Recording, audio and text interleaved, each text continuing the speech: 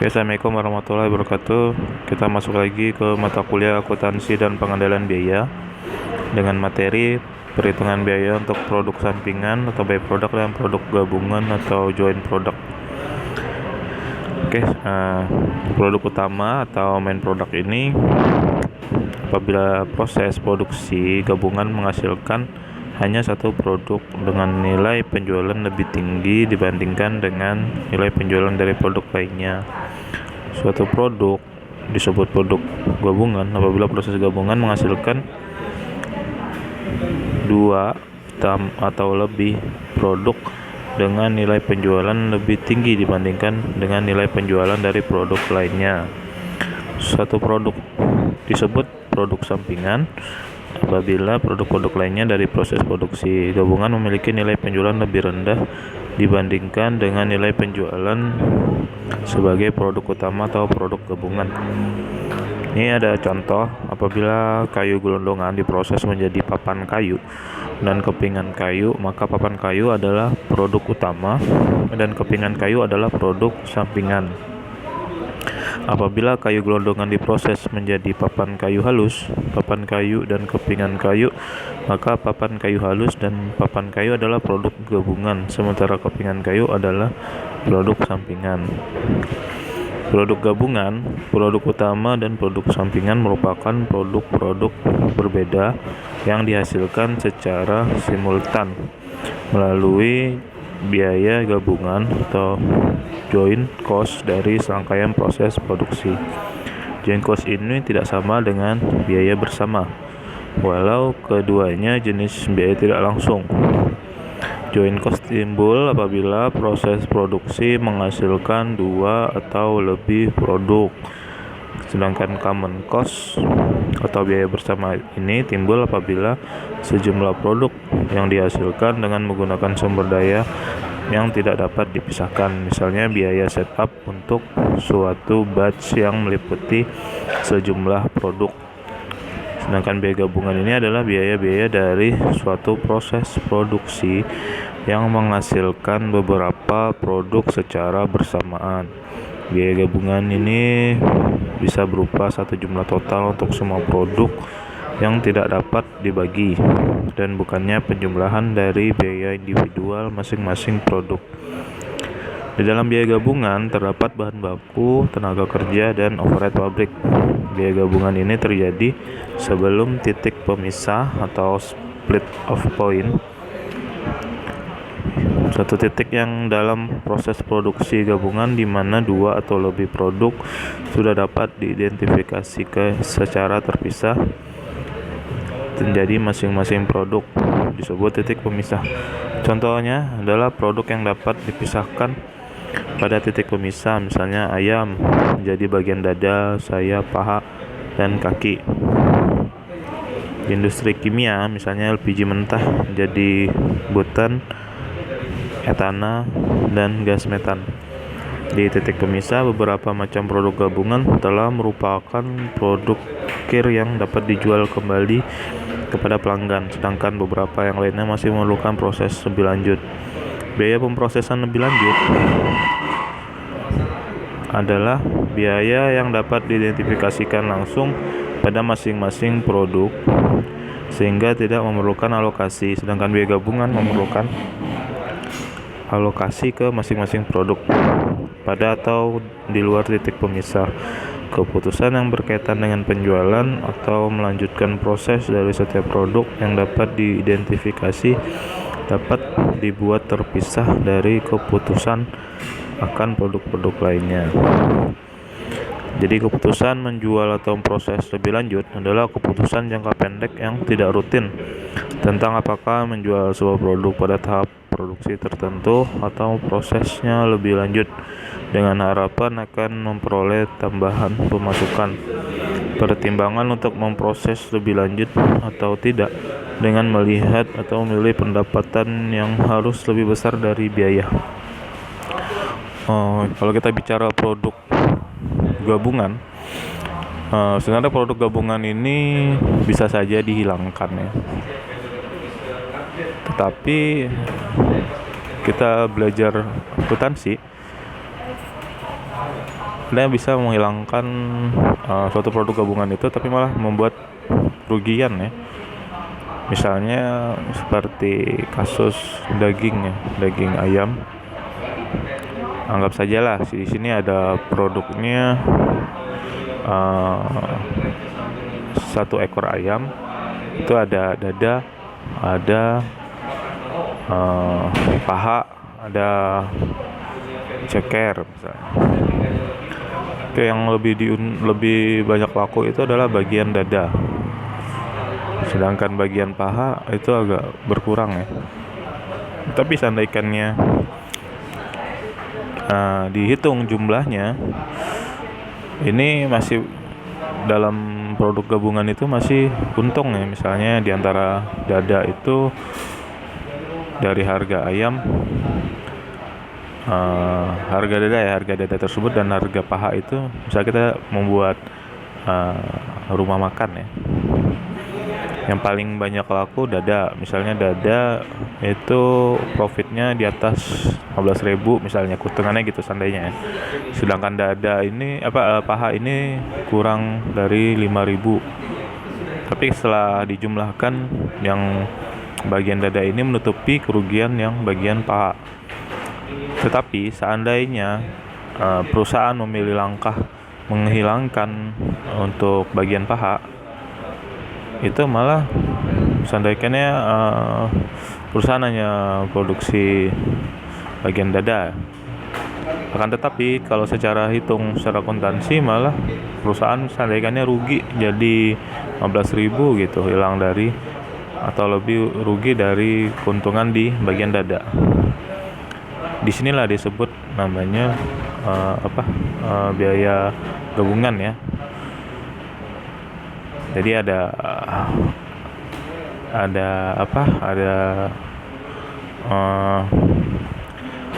regresi, ada hubungan. Oke, seandainya lagi ada perusahaan itu membuat namanya produk sampingan. Produk sampingan itu dari bagian-bagian tadi dibuat lagi, diolah lagi menjadi bagian yang lain gitu, sehingga menambah profit dari perusahaan. Misalnya kayak bagian paha tapi disuir-suir jadi nasi goreng, atau bagian paha di fillet jadi nggak ada tulangnya gitu, jadi orang nggak tahu itu bagian paha ya. Jadi seperti itu namanya produk sampingan. Oke, kita lanjut lagi.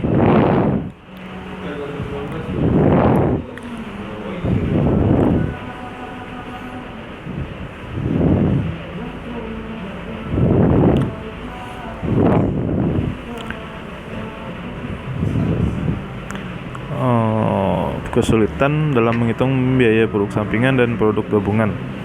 Oke, di sini ada biaya gabungannya dialokasikan karena berbagai alasan, antara lain adalah untuk menentukan nilai persediaan dan perhitungan harga pokok produk dalam pelaporan keuangan eksternal menurut standar akuntansi keuangan. Yang kedua, menghitung penyelesaian asuransi guna klaim kerusakan yang dibuat berdasarkan informasi biaya oleh perusahaan yang memiliki gabungan produk utama atau produk sampingan.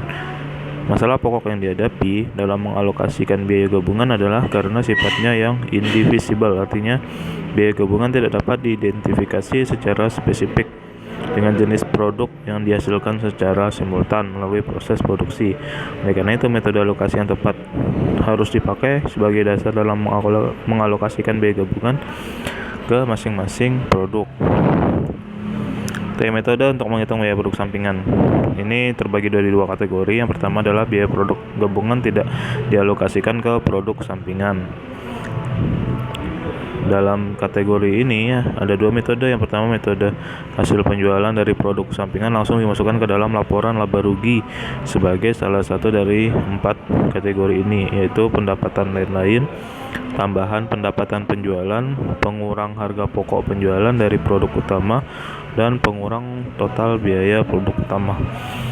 Dalam metode yang kedua, hasil penjualan dari Penjualan produk sampingan dikurangi dengan biaya penjualan dan pemasaran serta biaya administrasi dan umum atas produk sampingan. Kemudian dikurangi lagi dengan biaya pemrosesan lebih lanjut atas produk sampingan.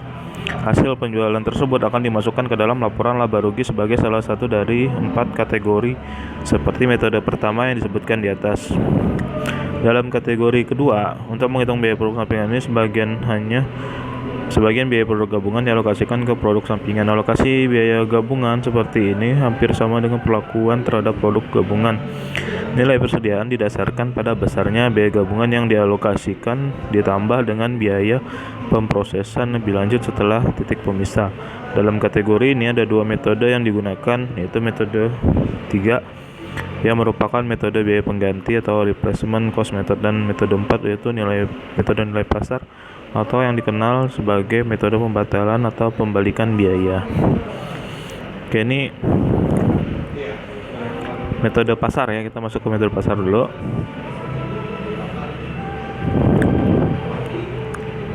Ada namanya produk gabungan yang dapat dijual pada titik pemisah.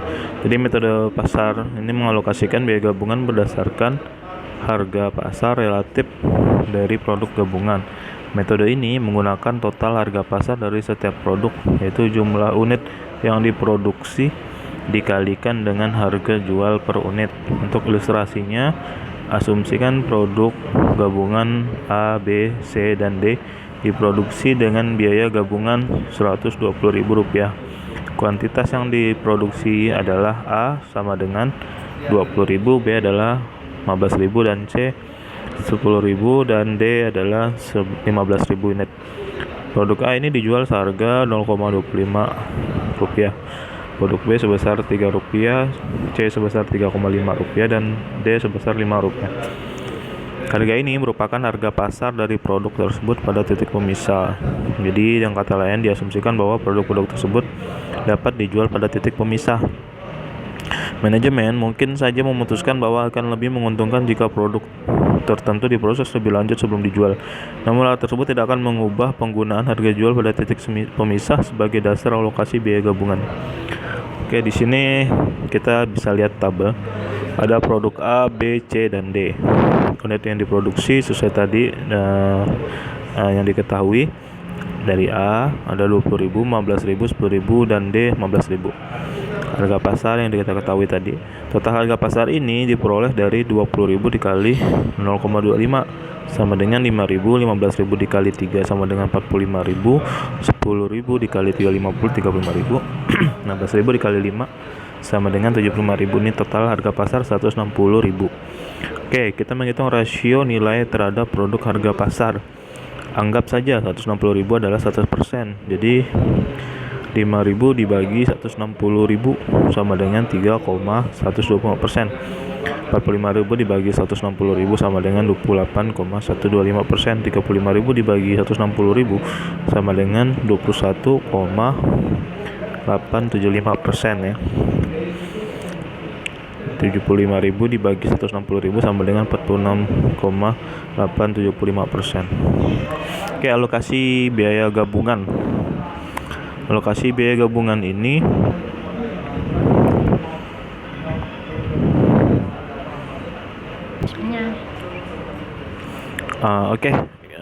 untuk yang alokasi biaya gabungan ini diketahui totalnya dulu ya. Total biaya gabungan itu sebesar 120.000 dibagi dengan total harga pasar keempat produk 160.000 tadi ya. Jadi 120 dibagi 160 sama dengan 0,75. Jadi 0,75 dikali 5.000 sama dengan 3.750.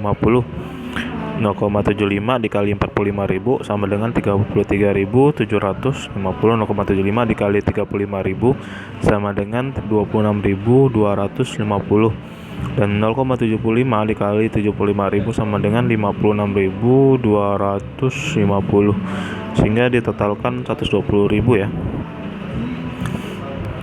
Oke, kita masuk lagi ke tabel selanjutnya.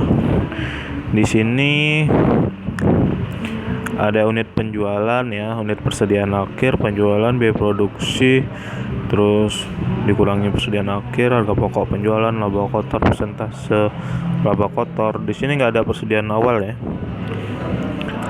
Jadi di sini hanya diketahui unit penjualan sebenarnya, unit persediaan akhir, sama penjualan dan biaya produksi.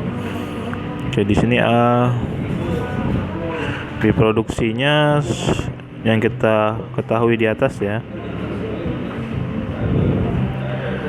Oke, di sini ada penjualan sebesar 18.000, unit persediaan akhirnya sebesar 2.000, sehingga unit penjualan dan persediaan akhir di jumlah 20.000 ya. Total unit produksinya, penjualannya sebesar 4.500, biaya produksinya 3.750. Kita lihat dari alokasi biaya gabungan ya. Terus dikurangi persediaan akhir. Persediaan akhir ini caranya 3.750 tadi dibagi 20.000 unit produksi sama dengan 0,1875, terus dikali 2.000 unit di persediaan akhir. Persediaan akhirnya ada 2.000 ya di A, sehingga dapat diperoleh dikurangi persediaan akhirnya sebesar 375 rupiah ya. Terus yang B juga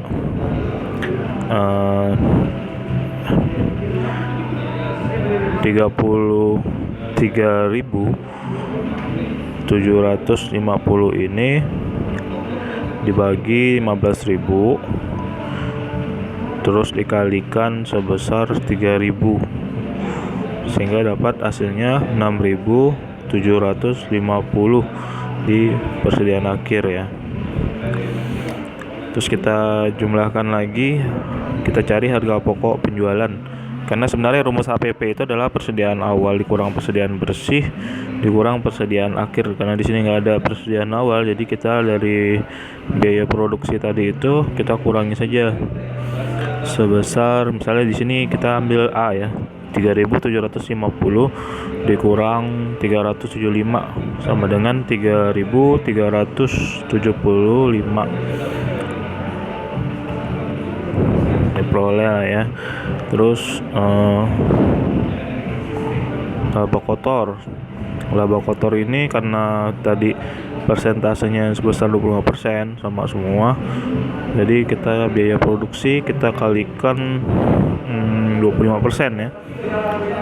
Laba produksi misalnya di sini 3.750 dikali 25%, sehingga dapat laba kotornya sebesar 1.125.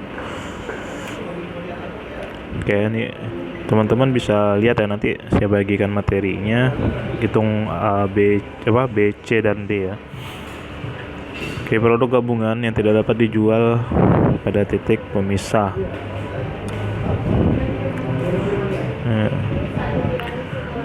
Ini saya lanjut lagi nanti setelah ini ya, saya mau ngejar sholat dulu.